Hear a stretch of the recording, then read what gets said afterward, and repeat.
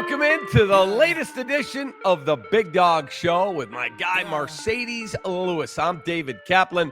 Bears coming off a rough outing in Minnesota. The 12-2 Vikings now control their own destiny. They win out. They would have the top seed in the NFC all the way through to the Super Bowl.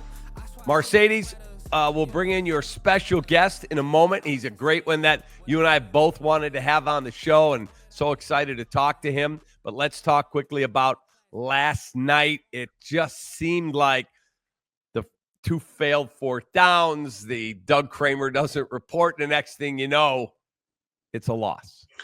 Yeah, man. First of all, what's going on? Good to see you, man. To see you this week. Yeah, man. It's one of those situations where you just can't get right? Like when things are going bad, it gets rolling downhill, and sometimes you can't overcome certain things. And then when you have some of the luck that we've had, things are just going to continue to show up until you actively want to change those things, right? Like Doug not reporting in the game, the fourth downs, or going for it on our side of the field. Like, it was just one of those things. We're trying to get things going and like kind of have a spark, right? We're on the road, nothing to lose. So just go out there and compete and be aggressive. Yeah, man, it just didn't work in our favor. Obviously, we're not going to stop being aggressive. We got to go out there every week and continue to try to do things to get a spark and potentially, stay on that field so our defense can get some rest, and then they can do their thing when they're on the field. And it's a bad position to be in, and not even in terms of wins and losses, just more so morale, right? You just always want to make sure that the mental preparation and the spirit between teammates are good throughout, right? We got 3 games left, and I know I'm going to play my ass off. Like, that's not nothing to even question. I know my boy that we're bringing in now is going to play his ass off too. It's just about continuing to lead from the front, and be professionals. I mean, what can you do? Things that we need to fix on this team, you can't do it in 3 weeks. Correct. So it's about getting better every day and going out there and doing what your coach should do, and then worry about the rest in the offseason. All right, let's bring your special guest in. He is, one of the top players at his position in the National Football League. He is Jaylon Johnson, a captain with the Chicago Bears. Jaylon, thanks for taking time for me and for Marcedes on his show, the Big Dog Show. I know last night did not go the way everyone had hoped, but in looking at the numbers today, it seemed as though when you did have Justin Jefferson, you did a hell of a job on him.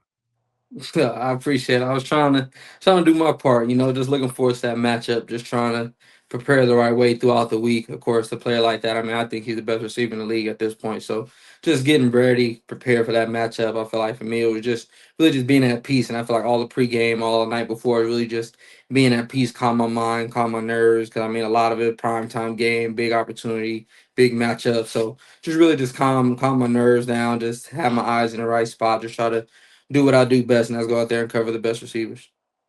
And what I will say too, Cap, is Jaylon is one of those guys that takes his job very serious. I think that we kind of connected in a way organically without necessarily me going to his locker and being like, hey, man, I think you're a good player. It happened on the field first, right? And like I've told you before, like in this league, relationships are built and chemistry is built based on how you come to work, whether it's on the field, off the field, how you treat people, and how you attack your craft. And he's one of those guys that's a dude, and that's just different in this league. And on top of that, he's the way he leads is the way I lead, kind of, right? Having a knack to say the right things at the right time and not necessarily just being a rah-rah guy. Nobody respects that. We're all grown-ups. And I feel like Jaylon has done a really good job and took a step this year of not just only balling out, but bringing others with him and leading from the front. And he gave a speech to us. Was it Friday, Jaylon? Well, Saturday, Friday in our program, yeah. So he, TB asked him, could he speak in front of the team Saturday after the walkthrough, and he gave a spirited, really dope speech at the end, and it was I came up to him before the game the other day and was just telling him, like, I appreciate that he did that, because when you're on a team and you're not having much success, and you're not necessarily doing well as a team, a lot of the guys are looking to the leaders to kind of lead from the front. And for him to do that in the way he did it, I thought that he just took a big step, and is going to, pay dividends, not only going towards the end of this season, but next year, because, this is a guy that's going to be playing at the top of his game for years to come. Jaylon, in terms of hearing what a leader who's played 19, I say it every week when we have someone, 19 freaking years in the National Football League is like insane. Talk about your role on a team as a captain, Marcedes being a captain. My role honestly has developed, I'd say, and I feel like even before I got voted captain this year, I kind of always considered and carried myself as a captain. I would say, just as far as just doing the right things, saying the right things to the right people at the right time. I feel like that's something that I've always wanted to do, and I never really cared to have the rah-rah speeches in front of the team. I've never been a captain or a leader in that way. But I think for me, just kind of bringing guys along, and specifically in my room, I'm not too much older than a lot of the guys. I mean, if you look at Kyler, Tariq, Smitty, Josh Blackwell, I mean, a lot of the guys in our room were all no more than a year apart. Really, it's like 24, 25. Everybody's in that range. So just knowing how to lead those guys first. And I think for me, it just started with leading by example.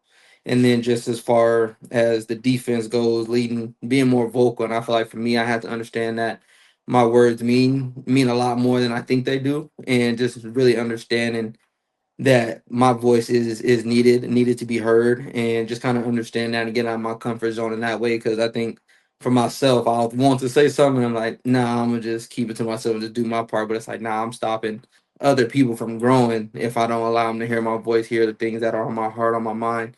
And again, it's come because I've earned the right to do it. I mean, I've been, of course, with the Bears for a long time, but being able to play at a high level, being able to be a high level person throughout the building, get to the second contract, doing things the right way, of course, propelled me to be in a position to do it. And I think really just seeing Marcedes do it just in the fashion that he does, of course, his evolution throughout, of course, his time with the Bears, but just throughout the league, I feel like for him, he's seen a whole lot. He's been his voice means something. Like, yeah, he's a big guy in stature, has a deep voice, but it's like when he talks, it's not just nonsense coming out of his mouth. It's like now you can tell he's gone through things. You can tell he's struggled. You can tell he's had success. You can tell he's been on the roller coaster of things. So it's like when we winning, I'm sure he has plenty of speeches to give us, but of course we haven't been in that position. But of course, when we're losing, going through adversity, he's been through it. He's seen it. He knows what it's like to be on a talented team and to underachieve. He knows what it's like to be on a good team. So I mean, he just been through so much. And I think a guy like that is first saying that we have in the DB room is share your scars. And I feel like he does a very good job at sharing his scars to allow us, me and myself being a fifth year player, just to be able to see it and learn and grow from the things that he's been through. And I think he does that, of course, with his actions, but as well as the words when he does speak. I appreciate that, bro. Yes, sir. That means a lot to me, and obviously it's super organic. Like, I don't, I'm just not one of those guys that are just there to wear a jersey and rah rah and be in the locker room talking shit. Like, you know what I'm saying? Like, I could be if it was about that. Like, I still got a little bit to give as far as like being on the field, but then obviously paying it forward, man. I just feel like when it's all said and done for me, I want not only the league, but the teams that I've been on to be in better spots when I do decide to retire. And, just earlier on in the show, weeks before, Kap and I have been talking about the history of where we've been. Obviously, me last year being here, and then this is my second year here now, and trying to figure out how to get these W's and string these things, and just trying to figure out, because it's obviously hard to win in this league. You know what I mean? Like this is there have been certain spots, bro, where I've been like, yo, they really trying to make me not like football no more. Yeah, it does. Yeah, you definitely can get to that point. Like, you really it's just like, man, like football is one of those things too, that you could just do all the right things personally. And still don't go your way. Eat right, make sure you get your lifts in, mobility, stretch. You're always available. You're healthy. You do your part. You're grading out high, and then it's just like, doesn't matter. It's the ultimate team sport, and if somebody is not doing their job, then the whole machine kind of like No doubt. breaks down. And so it's been kind of challenging as far as that's concerned. But I know every time I walk in the locker room, bro, whether it's on a regular day on Wednesday or it's Sunday and we're going in there, and I see you getting ready, I see Cole getting ready, Keenan, DJ, you know what I mean? Like dudes like that, I'm like, okay, we got a shot because I know the work that we put in. No doubt. So, when you got, certain guys that necessarily haven't been through this type of adversity or they're new to the league, and they start to figure out that this ain't college. Yeah, You know what I'm saying? Like, facts. It's kind of up to us to keep that mentality of like, yo, we're still out here playing the kids game for a king's ransom, and we get paid to do a job. And so I just feel like we've been doing a really good job of that and trying to keep perspective, even though it's not what we want. But at the end of the day, that film is what matters, right? Like, and I'm not putting bad film out there, whether we 4-10 or 10-4. Like, it's that don't change nothing. can't do that, bro. It's always gonna look the same. When you turn that film, you know where Uno is. You know where he's supposed to be, when he's supposed to be there, doing exactly what he's supposed to be doing. When mistakes will happen, mishaps, but if you're going hard and you're doing what you're supposed to be doing, it is what it is. Those guys get paid too, and no doubt. It's just challenging, Cap. It is. It's so because look, I made a statement on the air one day. I said it to Big Dog. So 4-2.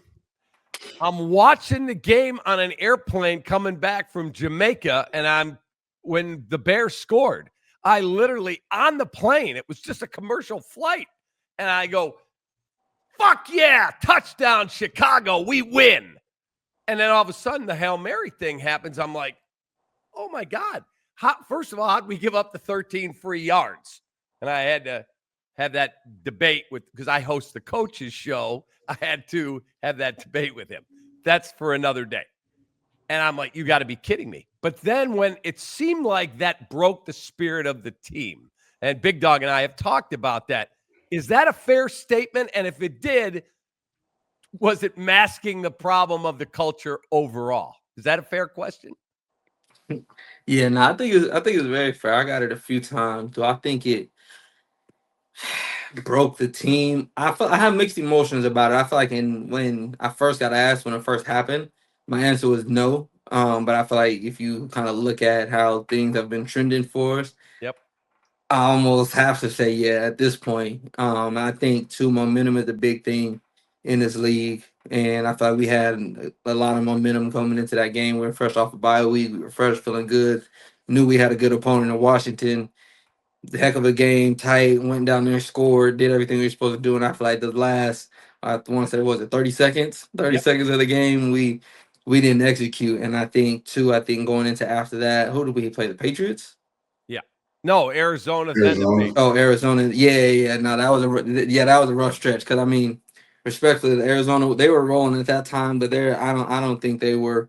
They're just one of those top teams in the league. They're definitely very beatable on any given Sunday. But I think too, of course, with the Patriots, that was inexcusable for us to lose that game, especially in the fashion that we did at home.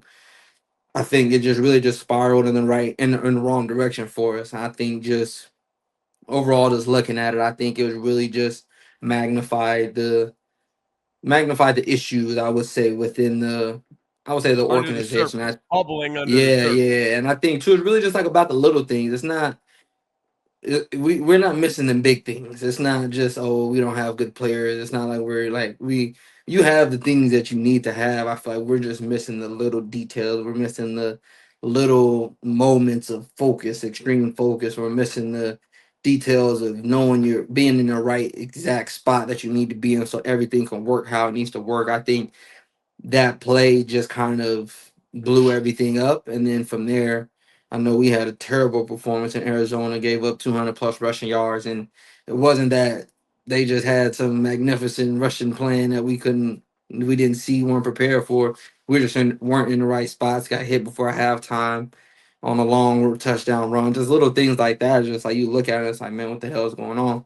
But again, it's just sometimes you get caught for not doing the little things, and sometimes you do. And I feel like this year was an example of you doing things right in the beginning, and then you reach a certain point where it's like, nah, now you're gonna start getting exposed, and we kept getting exposed week after week after week after week for different reasons. And I mean, even if you look at the first three divisional games we had, it was all detailed. I mean, they were all, of course, I can't even say one score games. They were less than three. So I mean, just Right down to the wire. yeah, just things like that is just tough. And I think for me, the biggest thing that I can say is you get exposed in this league quickly, and I think on a team scale and an individual scale, and it's one of those things where it's like I feel like too many people think that the game is going to be handed to you, and like the game owes you something. It's like this game don't owe you nothing. It don't owe you wins. It don't owe you success. It don't owe you contracts. It doesn't owe you any of that. You have to really go and take it. And I think for me, that's what I want to really get into guys' head is like you got to really go out here and take it. And I even like on the field last night talking to Kyler, it's like I know the position Kyler's in, finishing his third year, going into a new contract. Monday night game against the Vikings is a heck of an opportunity to display yourself and why you should get that next contract. So just talking to him, like, bro, this the time to go do it. And I think if a lot of our young guys had that attitude where it's like every moment counts, every play counts, every situation, every detail counts and matters, I feel like it'll be not even just the young guys, but the young guys coming into it, especially, but just everybody to really just taking that accountability to really apply themselves in a certain way. And I feel like that's something throughout the whole building. I feel like we can all do better is just apply ourselves maybe a little more, some people a lot more. And I think we have the right guys. I think it just takes a certain level of application and detail that a lot of guys aren't willing to put in. No, I agree with that, man. And if I'm gonna go back to the Washington game, it definitely was a microcosm of a bigger issue, Cap. I feel like obviously you're 4-2 going into that game.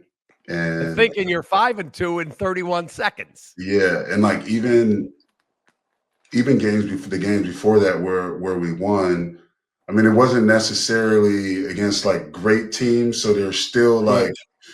some type of energy, like, okay, like we won some games, we were able to do it, not playing our best ball. That just means that we're pretty talented, but we still have to be able to correct the things in a win that we would correct in a loss.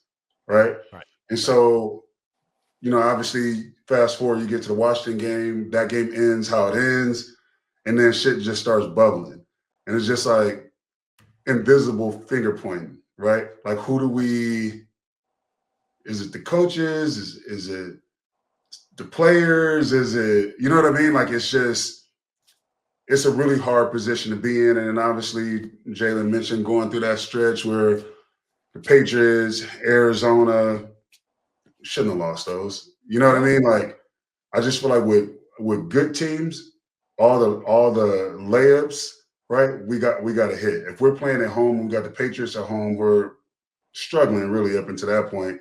We got to take care of that. That's considered a layup. We're at home, right? Against a struggling team. And if we are who we say we are, they shouldn't be on the same field as us, right? No doubt.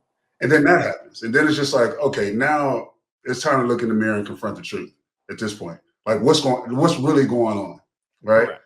And then it's like, okay, game management stuff. I know from the offensive side of the ball, when Shane was there, it's just everybody was on different pages. I know there's a couple coaches that would like to run an offense a certain way, and then obviously Shane had his own his own psychology of how an offense should be ran his way. And then you're trying to mesh the two. And then when live bullets come, it doesn't work because it's not on the same page, right? Now everybody's making shit up and guessing And and everybody's doing pointing at the other one. exactly. And like it's just too much pressure on a rookie quarterback, an O-line that's struggling and guys are injured and coming in and out of the game to make stuff up. You just can't do that. And not in this league, you can't do that. And so, here we are at this point where 3 games left and you're literally playing for pride. And it's like, it's going to be based on the size of that pride, right? Like Correct. for me,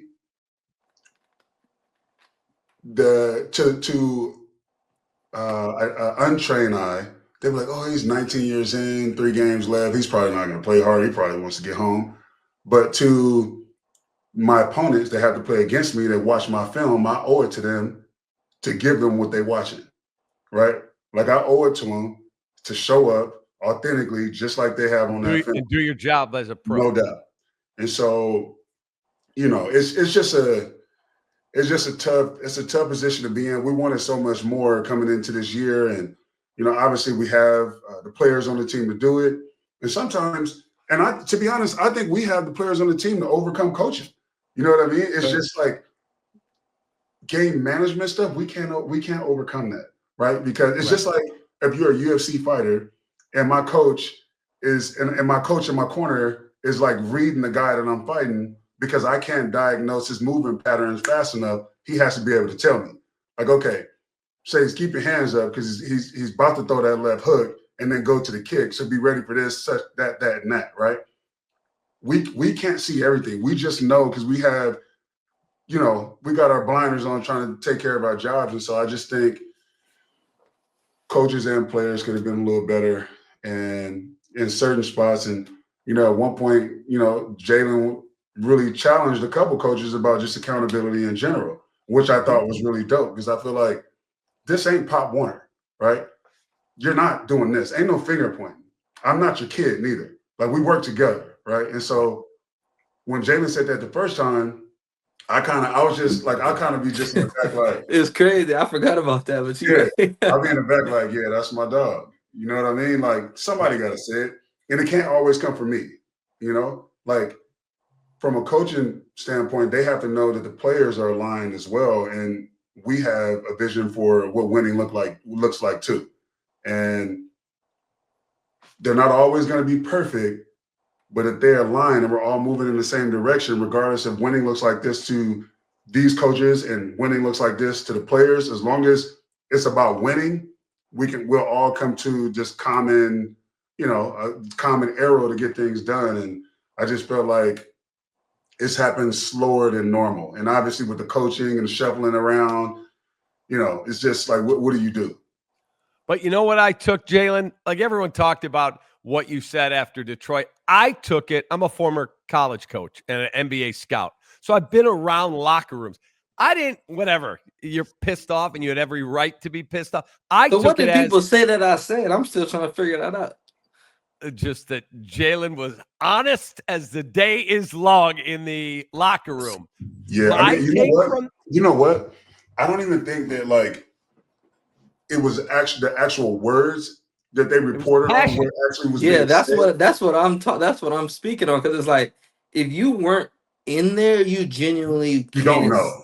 Yeah, like you don't know, and I feel like it's one of those things where it's like the only thing that people can take. Yeah, the only thing that people can take that was accurate is the passion. Other than that, I feel like nobody really knew where I was coming from, and everybody, I guess, everybody painted the narrative as I just blew up on Flus. Like, no, it was just after. Yeah, it wasn't even. Yeah, it generally wasn't even that. It was just more so me just expressing. I mean, honestly, like I tell people, like I blacked out. I don't even really remember like everything that I even said because I was so like worked up, and it's like. Again, for myself, and I remember part of what I said, like, I've been like dealing with this for 5 years. So it's like it's 5 years of potential not being met, having this, being in the right game, losing it. I mean, we go back to Detroit last year, like that hurt. Like we were whooping their ass respectfully, like and then we lose the game in the last 4 minutes. Like that was that's inexcusable. Then we come back again and we beating Detroit again, and now we have an opportunity to go and win the game, and we don't because of like certain things like that just really got me to that point. And I was really just like, and again, like people don't really like you said, you don't really know unless you really do what we do. Your heart speaking, because and it's like losing.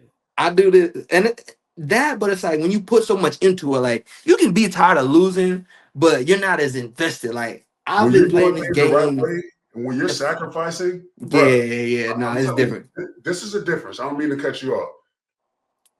When shit goes wrong, the first person that runs to the door is because he hasn't sacrificed enough. He's not faithful enough to the craft and faithful enough to the process. And that's why it's easy for guys to shut down and talk shit and be a cancer, because the same investment is not there. No doubt. When you invest real time and you actually give a fuck about what you're doing, bro, it's a no-brainer. Like the way you felt, you literally, like me and Cole, we were literally sitting there while you was on the side going, wow, man. I looked at Cole, I'm like, I don't blame him. I don't blame him. You know what I mean? And you did it in a way, like, from the outside, if you're hearing about it happening, all you're going to do is put together that Flus, game management, losing games, losing close games, Jalen went off. So let's just assume he went off directly to Flus and cussed him out. That wasn't it. Jalen was in his own space, expressing himself out loud, tired of losing, been here for too long to be doing this shit. When are we going to turn the corner? I'm tired of before the season talking about we got enough talent, we got this, we got that. When is it going to change, right? So I think that was like the crux of the whole argument in general. It was like, when is this going to change? Because I'm tired of it, right? And if you're a young guy that's been playing at a high level, it was the same thing when I was in Jacksonville. My first 4 years, did my thing, got franchise tag my 5th year, got a big deal, this, that, but we still were trash. You know what I mean? So it's like, yeah, cool. I'm doing my thing and I'm getting records and all this, but this is my legacy at the end of the day. Like when I'm done, I want people to remember, like, yo, Marcedes was on winning squads. He helped teams win. He had a chance. He was in the playoffs most of his career. Like that's playing in some meaningful games. Yeah. Yes, that's what you want people to talk about. You don't want people to talk about, like, yeah, you know, Marcedes, this, that. He was a journeyman. He bounced around. Didn't really win much. You don't want to hear that. And so when Jalen was expressing himself, I just had flashbacks, and it put me right back in his seat. And I don't know if you remember, Jalen, but like afterwards, I kind of gave you space, let you do what you did. And afterwards, I came and like dapped you up. Right. It was like, man, it's all good. Like, I got your back. You know what I mean? Because what can you do, right? At the end of the day, all you have control over is how you show up, bro.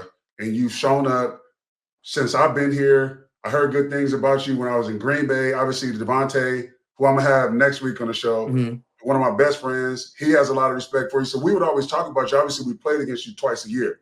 And so getting a chance to come here, watching how you do work, it just validates what I already knew or already assumed. And then now, like, being around you, I can put you in that vortex of like Devontae, me, Aaron Rodgers, as far as like how we prepare and attack games. Like, you're just one of those dudes. And so you have nothing to hang your head about, nothing to be upset about. It's all like your process is dripped in blood, bro. And you just got to stick to it regardless of the wins and losses, and, you know, live with the results at the end of the day. Hey, no doubt. No doubt. Jalen, from my seat, I'm not in your locker room. Never will be a player there.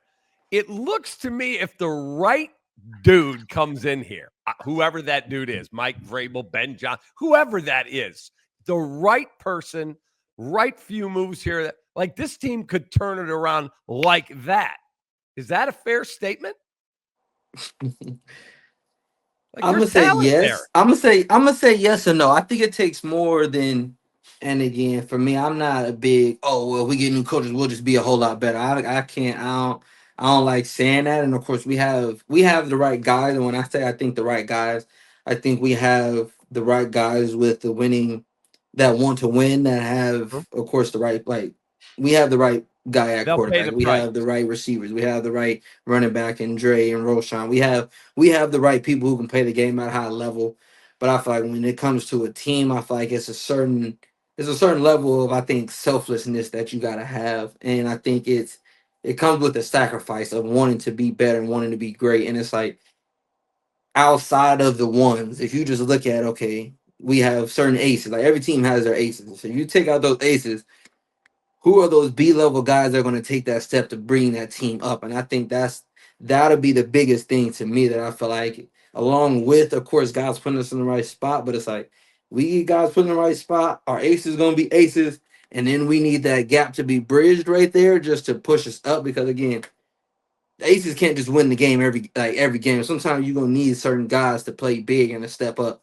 And I feel like we're gonna need that more often. And I think that'll be the biggest thing. I feel like, especially like I think Dex is one of Javon Dexter is one of those guys. Tariq Stevenson is one of those guys. Like if we can get those guys to up their level of play, it's like no, they've shown flashes. They've been good in moments, but it's like if we can get those guys to take those next steps, it's then that's when you just kind of like, damn, what's their weakness or who we're going to go at? And I feel like even like last night, clearly they were going to send Justin Jefferson all over the other place so we can get that matchup. So it's like in that moment and knowing that, okay, boom, Terrell Smith, you got to step up. Reek, you got to step up. Kind of like those guys got to step up to where it's like, okay, damn, so what are we going to do type of thing? And I feel like if we get that along with the guys putting us right position, I feel like then that's when it'll be, nah, that team's dangerous. I feel like we get the right coaches and okay, they can be good. It's like, nah, I think that part of it will propel us to really be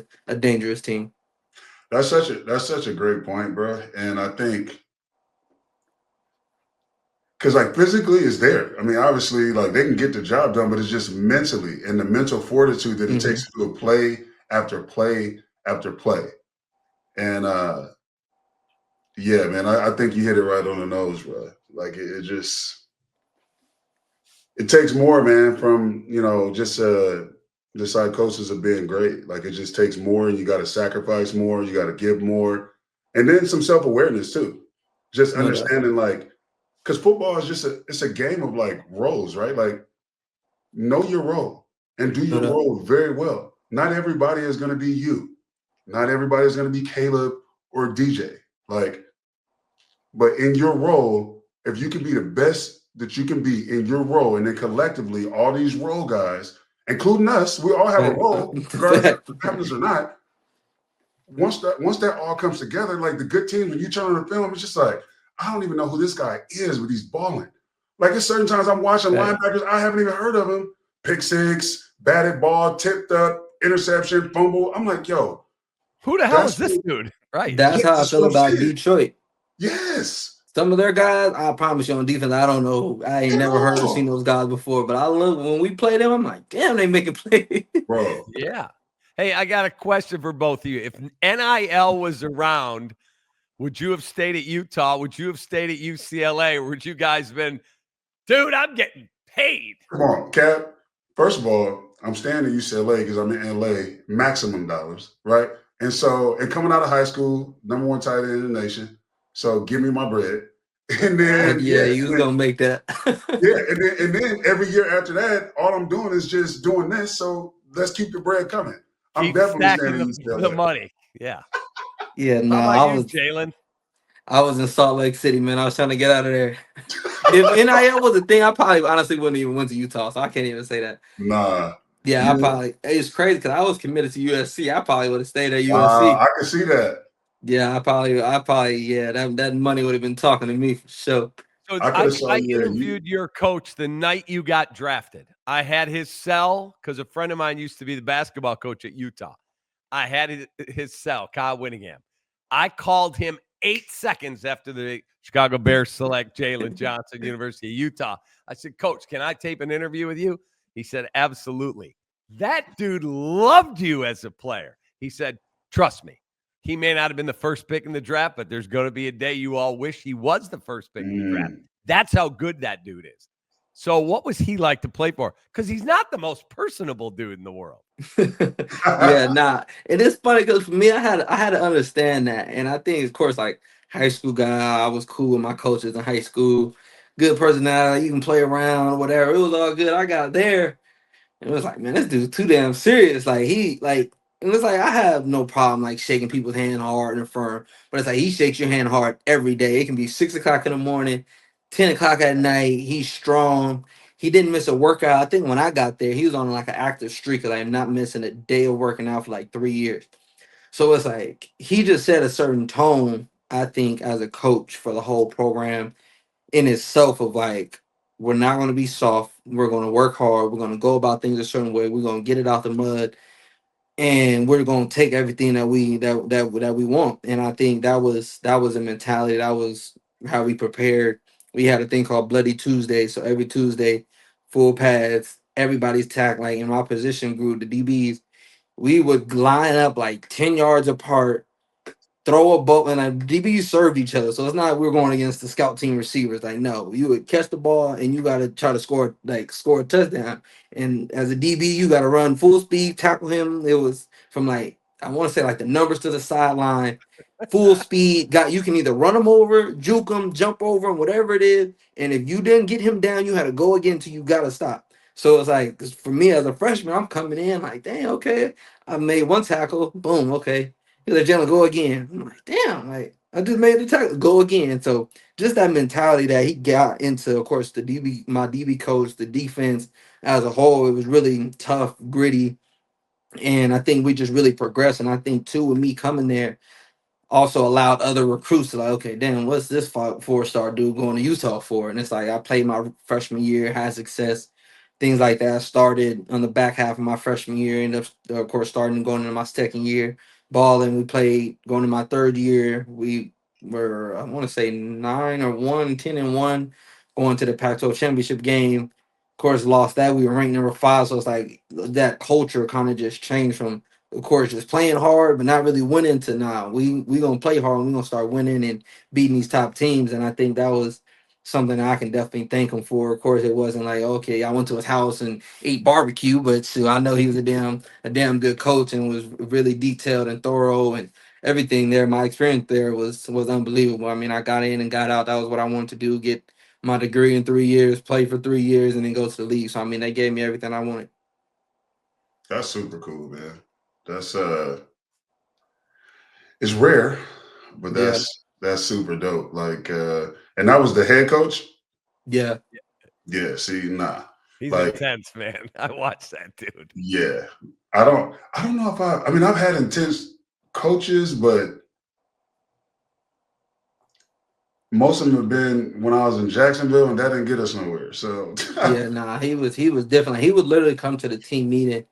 He'll have a towel on his neck, hair wet, and he's like speed walking to the thing. And I'm like, Coach, what the hell did you just get done doing? Like, he was like, oh, I was just across the street swimming. It's like, what do you mean you were swimming? He was like, oh yeah, like, and he does different things. He can either weight lift, walk, run, swim, bike, that's elliptical, cool. whatever it is. He did something, and just the detail I would say for him and the tone. Like we had this thing: if you weren't 5 minutes early, you were late. Like if we had a meeting at 9:25, if you weren't in there at 9:20, people were yelling in the halls like, "Where are you at?" And we like, bro, we still got 5 minutes left. That Nope. was the thing. Like you got to be in there, and special teams was his thing. Like the punt team was his unit. So it's like when we had special teams meeting, if you were on the punt team, you were like one of the golden child. Like he trusted you with that, and I feel like just him wanting to have like his own unit.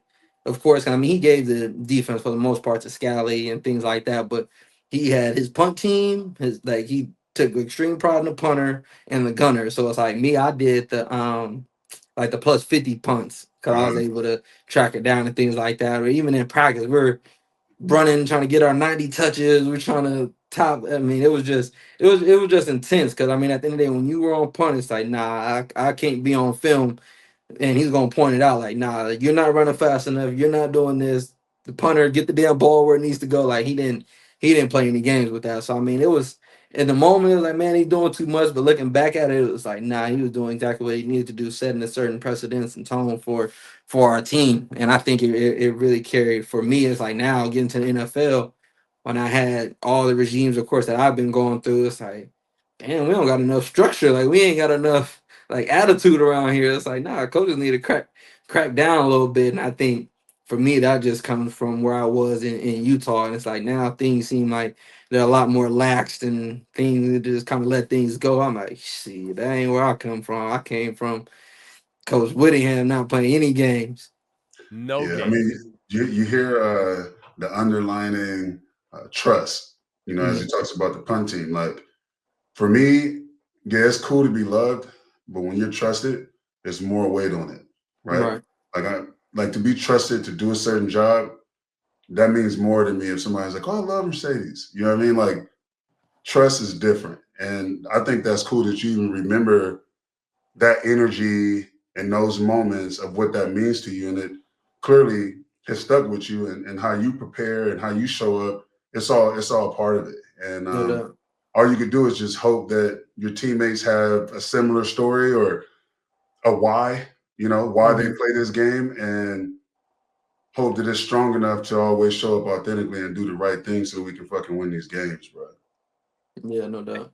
Hey, Jaylon, when you got your first contract or your big contract, was there something you went, I got to go buy that? I worked my ass off to get to this point.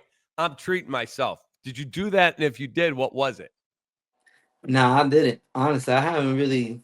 I tell people outside of. I mean, I bought a home. Of course, I bought a new home in Chicago, a home in Vegas, things like that. But I mean, for me, that was business moves anyway, as far as Right. property and Investment. things like that. Yeah, so I wouldn't. I don't really even count that. But I would just say, no, I haven't bought a car. I haven't bought really anything. I feel like the only thing I spend my money on now consistently is my pregame fits. Other than that, I don't really spend too much on hardly anything. I mean, I try to Stay that way. spread the love as much as I can, but for the most part, I try to just take things, put it into the right financial folders, and send it to the right people so they can make me some money. I mean, my goal, and it's crazy because it's like of course, I have enough money to where I can do damn near whatever I want to do, but it's like I want to get to where I got 20 million in the bank and I can live off $1 million a year, and then I can be, and I then from there, then it's like nah, then I'll Right. start Never doing what the touch hell I the want to do. principal.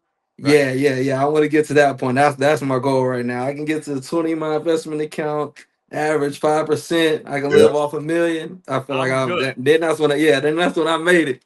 I feel like once I absolutely. get to that point, but I feel like if I go and buy something crazy and it's like, man, I'm taking away from getting to that 20 million. I can't. I'm trying to stay on the straight and narrow right now. That's good, man. And obviously the young guys are coming up to me and asking me about different investments and portfolios and what I'm in and all of that. And I think you said it best. Like at the end of the day, like you just have to remember that a lot of the stuff that is just for instant gratification Mm-hmm. is not going to matter in a year or two from now, right? And you're so young, and to be able to take care of your family the way you'll be able to take care of your family, create generational wealth, whatever you want to do, bro. After you meet your goals, you're still going to be Right. able to do that, right? Right. So like, but you rather do it with interest, right? You rather do it with the money that you have and not ever touch the principal, but the money that you make from that. That's how you want to do it, and it just takes a little time to get there, but No doubt. that's super cool, man. I'm proud of you, bro. I appreciate it. Hey, I did that before we let you go. I did have to ask you a question. So after the game, Thomas is talking to Thomas Brown, talking about the game and the this and the that. And somebody goes, "Hey, is Jaylon Johnson not a captain anymore?" And he goes, "He's absolutely a captain." He addressed the team. Sadie's talked about that. What happened to the C on your uniform? It's crazy because I went the whole day and I didn't even know. I took my pads off, jersey off. I'm about to send a jersey to one of my homies on the other team. So I'm kind of just chilling. I went to do my media little stuff, and Courtney Cronin, she was like, "What happened to the C on your jersey?" I instantly looked, grabbed my damn jersey. I'm like, "What the hell happened?" So I mean, honestly, for me, I knew it was harmless because I mean, of course, I had no reason to get unvoted. So I mean, just looked at it, and of course, I was like, "Damn, like little T man didn't take my C off my jersey, that Somebody messed got to up." pay. Yeah, I'm like, man, come on. I mean, at least take the little star underneath the C off or something. Right. They took the whole damn patch off, but I mean, no, I wasn't too upset. I didn't even really notice, as you can see. But I mean, it wasn't no big deal. I mean, things happen. I can't be They'll mad get because that somebody fixed. forgot to stitch a C on my jersey. But I mean, just overall, I mean, sure, it didn't phase me. I didn't think nothing of it. It was pretty funny to me. Just a Yeah. street. What is it? The guy that makes our jerseys in the back, a seamstress. Yeah. I Is seen him the other day. Actually, they was talking about a practice jersey, worrying about the wrong stuff. we need to worry about these damn game jerseys. What's going on? Fact. I'm gonna have to go talk to the McCaskies upstairs too. I feel like we gotta see what we can do about some new jerseys. I feel like we've been rocking the stripes a little too long. Did you Thanks. like the all-white jerseys on that uniform that Minnesota wore? Did I? I thought it was Hey, absolutely cool. clean. Yeah, Clean. nah. That was I feel clean. like Clean. I feel like blue and orange is too nice for us to put it like the way that we just wear ours. I feel like it's just a little different. I feel like we got too many stripes. We got stripes on the pants, the jersey, the socks. I feel like we got to simplify it a little bit. Let's just keep the stripes on the jersey. Take the stripes on the socks off. Yeah, take the socks off, take the stripes on the pants off, and then we can mix and match the combinations. Agreed. And we need a white helmet. Agreed. The white helmet would be sick. Yeah, we need a white helmet for sure. We're the only team that don't got a color rush, I think. One of the many teams or few teams that don't got a color rush. We need something all white, all orange. I'm like, there's too many people got to sign off on that, or like, what's up? Like, and also, it's almost like, what is the reasoning for it too? Like if I were to go upstairs and like, yo, what's up with it? What is your reasoning? What are you gonna say? What are you gonna say that's gonna make any sense to me about nothing? A uniform, playing football, and what we want to wear and feel good wearing on the field. Like, what can you tell me? Just like I can't tell you how to manage a team. Like, you can't tell me how, you know what I mean, what looks good on the field, you know? I think the only thing that could be said, it has to be tradition. Because other than that, I don't feel like there's anything else. I don't know. I think us in Green Bay I think have probably Green Bay still in practice jerseys. Yeah, they still got the hole. That was something I never understood. If you got holes in your jersey, if I can see the color of your undershirt and your pads through the middle of your jersey, that ain't it. If your jersey is mesh still, like, it ain't it. Russell Athletics. At least it's not like the New York Yankees. You know, the Yankees have a rule going back to the late George Steinbrenner. You cannot have a beard. No facial hair except tight. That's true. Wow. You're not allowed to wear a beard if you play for the Yankees. And so Jason Giambi was leaving Oakland, and he wanted to play for the Yankees. They offered the most money, and they said, okay, we got the contract done. You got to go shave before the press conference. He's like, what? They said, you want to be a Yankee, you don't wear a beard with the New York Yankees. Yeah, and he shaved it. Well, it looks like I'm swinging a bat for somebody else. I was about to say, to me, it's the principle. Right. Like, what? Like you're messing. Now you're messing with like how I show up, like my individual. Yeah, how I see myself. You're forcing me to come on. Your mojo. Change my appearance. Hey, Jaylon, thanks for taking time for Big Dog and for our show. Sir. Big Dog's been killing it all year on this, and everyone in town is a huge fan of the way you do your business. No doubt. I appreciate you. Big Dog, appreciate you, fam. No, you already know what time it is, bro. I appreciate you making the time. Yes, sir. Let's go try to take care of business these last 3 games and live with the results, man. Hey, I'm going to do that. Cap, good seeing you. You too, man. Look forward to seeing you. Yes, sir. Appreciate you, bro. There he is. That dude is real, man. He is. He's a dude. I like that guy a lot. He's a dude, man. He does shit the right way. And, you know, it doesn't matter if you're 40 years old like me or 24, 25 like him. It's just, if you're cut from that cloth, it's going to show up. You know what I mean? Like, it's certain things that, like, I'm going to do as an individual, as a professional, just because it's how I'm cut, you know? And certain things that you don't have to tell me to do because of how I'm cut, right? Like, it's just the energy, man. It's hard to find that in a football team. And that's why it's so hard to win, not just in this league, but just in general, if people are not on the same page. It's just too tough. You know, like, this is not, you can't overcome things if you got a group of guys over here that just don't really get it.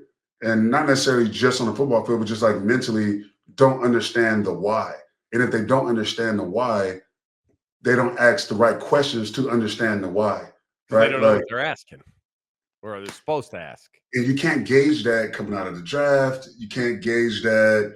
You know what I mean? Like, it's really a shot in the dark sometimes. And like, you're, you know, banking on the fact that, like, he's a great player. I'm pretty sure he's been coached and been through the right things and through the right adversity. And so as far as his character, he's going to be a guy that shows up and let's just see. And like, sometimes it's going to be amazing. Like, you know, get a guy like Jaylon or, you know, and sometimes it's not. And so it's tough, bro. Hey, man, next week, we're going to talk to Devontae Adams here on your show. Yep. And then we have a little holiday dinner. Yep.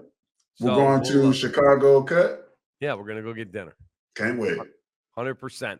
You're the man. Happy holidays. Merry Christmas. And I look forward to seeing you soon. Appreciate you, man. Appreciate you. You're the man.